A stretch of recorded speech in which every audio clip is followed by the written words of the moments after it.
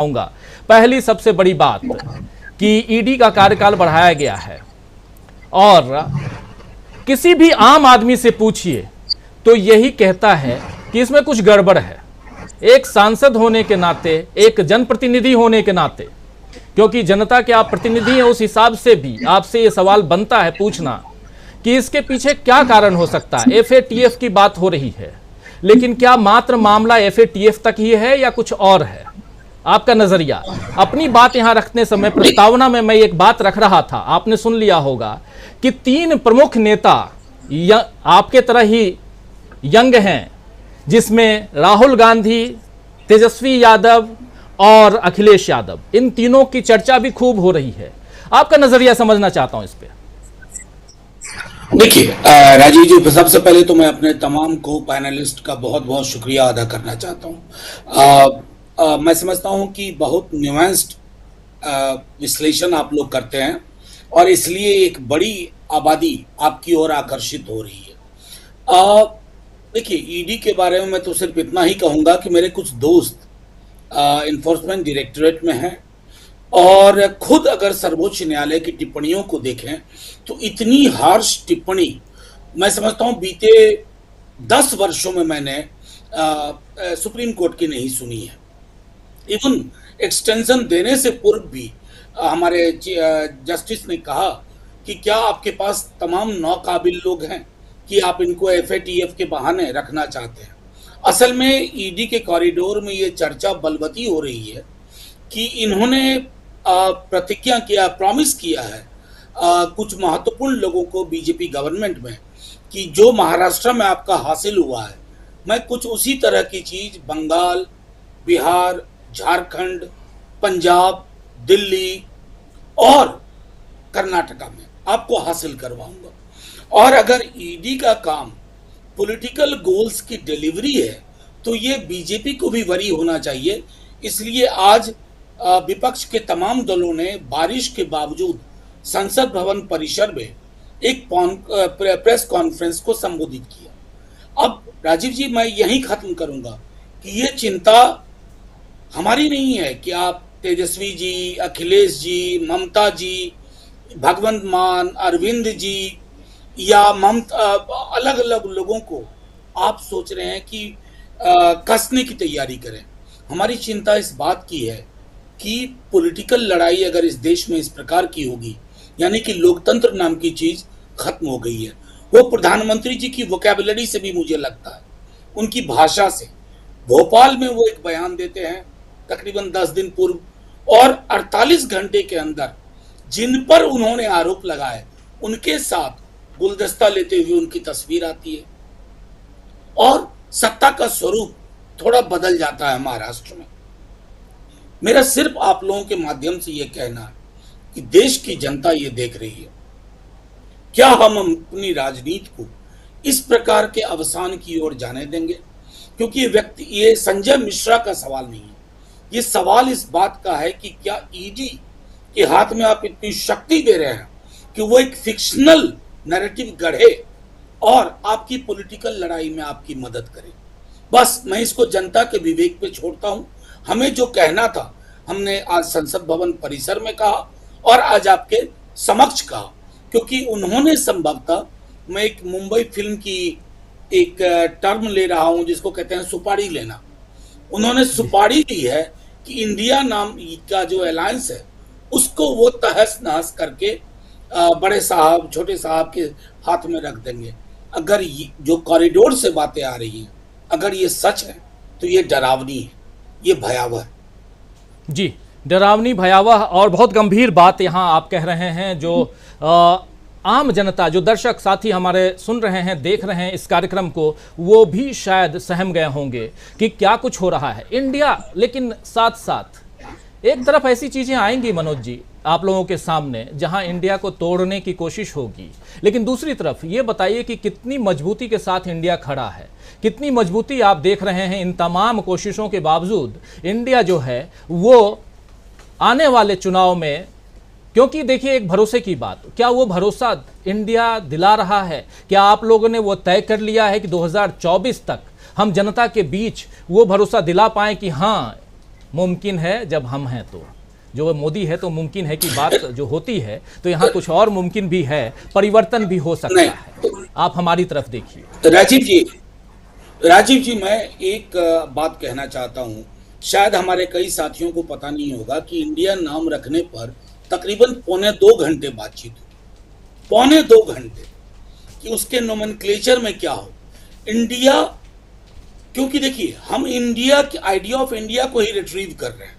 अब ये आजकल इंडिया से इनकी परेशानी होगी। आप नरेश बंसल साहब को जो सुन रहे थे, अब ये इंडिया, अब विंध्याचल के उधर चले जाइए, वहाँ इंडिया है, और हम सब भारत, इंडिया, हिंदुस्तान, जितने लोगों के आप नाम लेंगे हिंदुस्तान की आज़ादी के इतिहास में, वो हिंदुस्तान रेफर करते थे। सुभाष बाबू की हर चिट्ठी जय हिंद से खत्म होती थी। खैर, मैं उसमें अभी नहीं जाऊँ, वो ऐतिहासिक दस्तावेज है, और चूंकि हमारे भाजपा के मित्रों का उस इतिहास के बनने में और उसकी बनावट में कोई योगदान नहीं है, तो वो जानते भी नहीं। अब उनके इंटेलेक्चुअल कैपेसिटी को मैं यहाँ चैलेंज करूँ, ये उचित नहीं है। लेकिन मेरे लिए ये कहना आपके समक्ष आवश्यक है कि 1.25 घंटे बातचीत हुई, एक एक शब्द पे बातचीत हुई। मैंने हाल के वर्षों में इतनी गंभीरता नहीं देखी थी। और आशय क्या था, जो राहुल जी ने कहा, जो तेजस्वी जी ने कहा, नीतीश जी ने कहा, बाकी नेताओं ने, वो आशय ये था कि हम लोगों के समक्ष सिर्फ एक नाम नहीं रख रहे हैं, एक भावना रख रहे हैं, एक कार्यक्रम रख रहे हैं। अभी मुंबई की बैठक का आप इंतजार करिए। हम आत्ममुग्ध राजनीति के खिलाफ, व्यक्ति केंद्रित राजनीति के खिलाफ, लोकतंत्र की सामूहिकता और सामूहिक सवालों को बहाल करने में कामयाब होंगे।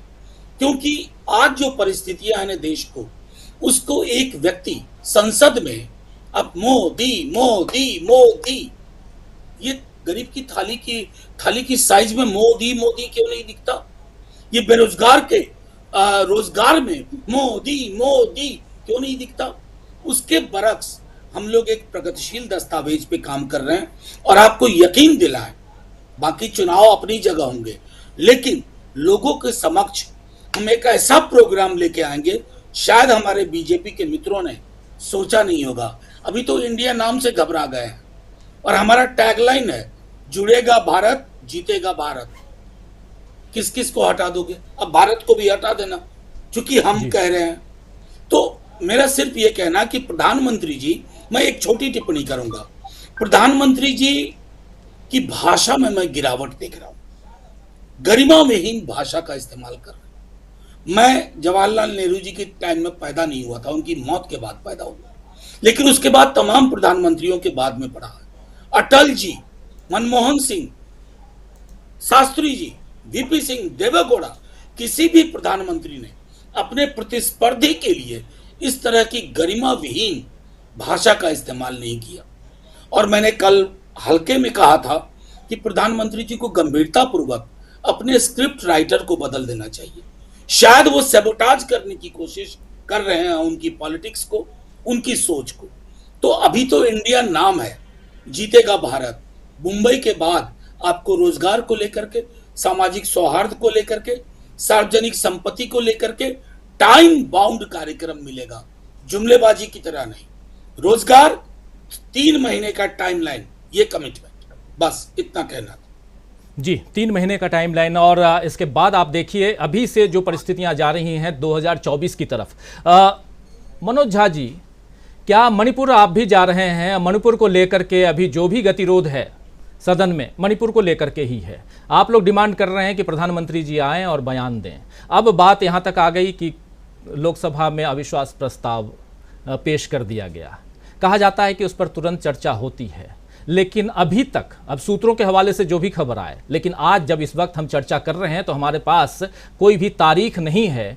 ये नहीं है कि हाँ अगले सप्ताह सोमवार से या मंगलवार से या किसी दिन से चर्चा शुरू होगी। ये क्या राजनीति चल रही है, जरा आपसे समझना चाहता हूं मणिपुर को लेकर के। देखिए, आप लोग जा रहे हैं तो तैयारियां मैं आपसे समझना चाहूंगा। राजीव जी, अविश्वास प्रस्ताव लाने के पहले हम लोगों ने काफी सोचा। मैं बताऊं कि प्रधानमंत्री जी मुझे बेहद संवेदनशील लगे जब किसी क्रिकेटर की उंगली में चोट लगी थी और उन्होंने सुबह उठ करके 6:31 पे ट्वीट किया था। मुझे लगा, मैं उनका विरोधी हूं, लेकिन लगा कि साहब कितनी संवेदना है इस व्यक्ति के अंदर। लेकिन मणिपुर को लेकर के, और मेरा व्यक्तिगत रिश्ता थोड़ा और भी है कि मेरे बहुत सारे स्टूडेंट्स दिल्ली यूनिवर्सिटी में मणिपुर के हैं, मेरे कलीग डीयू और जेएनयू में मणिपुर के हैं। तो मैं खास तौर पर अपने साथियों के माध्यम से बात रख रहा था। प्रधानमंत्री जी न सिर्फ चुप थे, बल्कि उन्होंने अपने साथियों के माध्यम से प्लांट करानी शुरू कर दी कि अरे क्या जरूरत है, क्यों पीएम बोले। तो हमने अविश्वास प्रस्ताव को सोचा। मैं जानता हूं राजीव जी हमारे पास नंबर नहीं है, लेकिन हिंदुस्तान का संसदीय इतिहास गवाह है, एक चीज होती है लेजिस्लेटिव मेजॉरिटी, लेकिन राधाकृष्णन ने कहा था उससे बड़ी चीज होती है मॉरल मेजॉरिटी। अविश्वास प्रस्ताव के माध्यम से मॉरल मेजॉरिटी के रास्ते पे अगर प्रधानमंत्री जी को हम पांच कदम, सिर्फ 5 कदम मणिपुर के बरक्स चलवा पाए, तो ये हमारी उपलब्धि होगी, देश की उपलब्धि होगी, और मणिपुर को संवेदना और सामूहिक शर्म का एक संदेश जाएगा, बशर्ते प्रधानमंत्री जी वो 5 कदम चलने को तैयार हो।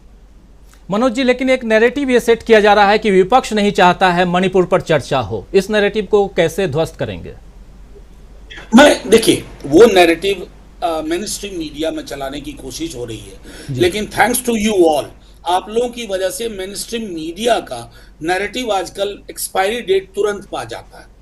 ये कोशिश हो रही है, लेकिन सब कुछ तो ऑन रिकॉर्ड है ना। 267 इतिहास गवाह है, it takes precedence over any other instrument. 267 पर उसकी गरिमा एक है, उसकी महत्ता है, वो विषय के गंभीर्य को समझता है। शॉर्ट ड्यूरेशन डिस्कशन ना आप किसी फिल्म पर भी कर सकते हैं, आप किसी एक छोटे से राज्य में, एक जिले में मौसम बदला उस पर कर सकते हैं, लेकिन मणिपुर की सामूहिक हिंसा, हमारी बहनों का नग्न परेड, वो शॉर्ट ड्यूरेशन डिस्कशन का विषय नहीं हो सकता। यही हम प्रेस करने की कोशिश कर रहे हैं, और शायद हमारे दोनों प्रिजाइडिंग ऑफिसर्स को भी ये समझ में नहीं आ रही है, इसलिए मुझे 2 दिन पूर्व एक लेख लिखना पड़ा एक अंग्रेजी दैनिक में, कि शायद जो मैं बोल नहीं पा रहा हूं वो मैं लिख पाऊं। जी, आपने चिट्ठी लिखी है, उस लेख को पढ़ा है आपकी चिट्ठी, और बहुत महत्वपूर्ण लेख है। जिन साथियों ने नहीं पढ़ा हो, मैं नाम यहाँ बता देता हूँ, इंडियन एक्सप्रेस में मनोज जी का वो आलेख ज़रूर पढ़िए, बहुत शानदार आलेख है। और एक आखिरी सवाल और हमारे साथी डॉक्टर दीपक पाचपोर जी आपसे पूछना चाहते हैं। दीपक जी प्लीज़ जल्दी पूछिए, क्योंकि जाना है मनोज जी को। मनोज जी, अभी जो सुप्रीम कोर्ट का पहले जो रुख आया इस मामले पे संजय कुमार मिश्रा के, तो एक बड़ी आशा बंधी थी कि शायद इनको चलता कर दिया जाएगा, और उनको अवैध भी बताया गया, लेकिन उन्हें कुछ और दिन दे देना, क्या ऐसा हम मतलब एक अंदेशा हो गया हम लोगों के मन में, सारे लोगों के मन में, कि क्या जो समय दिया गया सुप्रीम कोर्ट के द्वारा, तो खासकर इसके बाद जो महत्वपूर्ण 1-2 और मामले आने वाले हैं, खासकर राहुल गांधी वाला, क्या सुप्रीम कोर्ट जो है जस्टिस कर सकेगा, जैसा उसने संजय कुमार के मामले में नहीं किया?